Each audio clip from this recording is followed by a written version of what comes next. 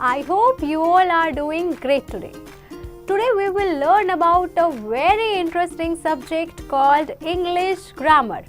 In this, we will learn about various topics like alphabet, capital letters and small letters, and how to make words from them, some joining words like conjunctions, preposition and articles. Also, we will learn about some reading skills and writing skills. तो चलिए बच्चों शुरू करते हैं। Possessive nouns. Possessive nouns के बारे में बच्चों हम इस चैप्टर में जानेंगे। Points to study. Introduction to possessive nouns. Usage of possessive noun in sentences. Difference between possessive noun and plural nouns. कि बच्चों possessive nouns क्या होते हैं, कैसे हम उन्हें sentences में यूज़ करते हैं और क्या हमारा possessive noun और plural noun में difference होता है। Read these sentences. In sentences को read कीजिए बच्चों। Neha has a bicycle. This is Neha's bicycle. The man has a horse. That is man's horse.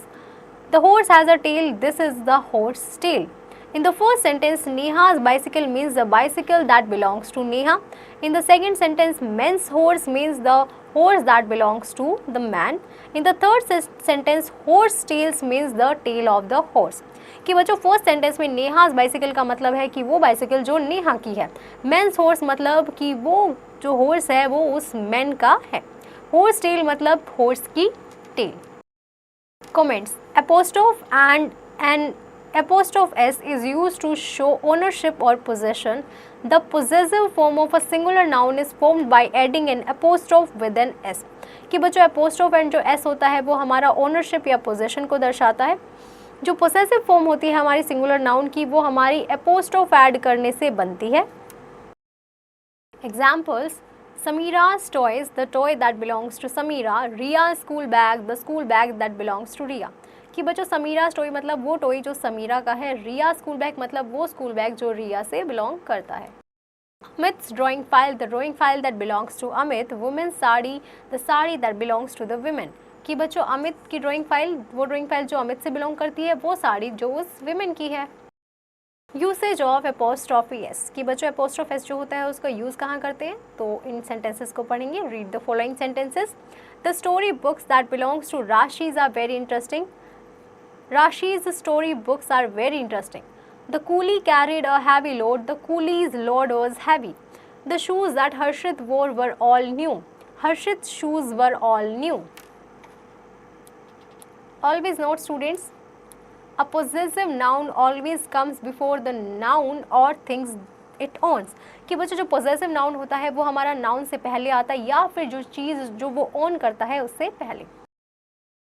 If the name of a person, proper noun, ends in s, we add only an apostrophe at the end of the word to make it possessive form. कि बच्चों मान लीजिए किसी इंसान का, किसी person का जो है नेम आ रहा है और वो प्रॉपर नाउन है तो हम उसके एंड में s जो है apostrophe s ऐड करेंगे तो वो हमारा उसका पोजेसिव फॉर्म हो जाएगा। Examples are kids poetry, Jesus birthday, Dickens novel.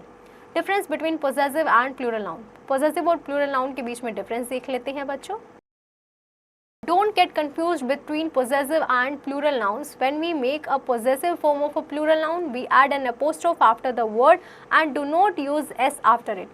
कि बच्चों आपको possessive और plural noun में जो है confuse नहीं होना है क्योंकि जब हम possessive form plural noun की बात करते हैं तो हम apostrophe को बाद में लगाते हैं और s को हम use नहीं करते।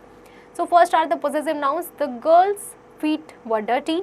The boys' hostel is far from the school. The donors' cards are available here.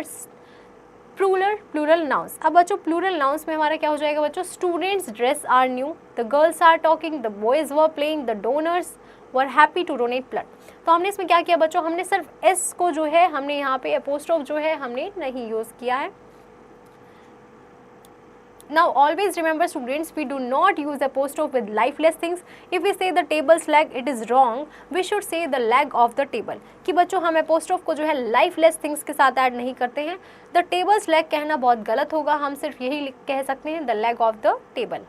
Also an example of plural noun is the students have new dresses. Now I hope students you have understood this chapter pretty well.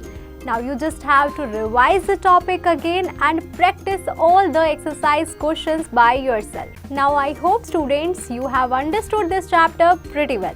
Now you just have to revise the topic again and practice all the exercise questions by yourself.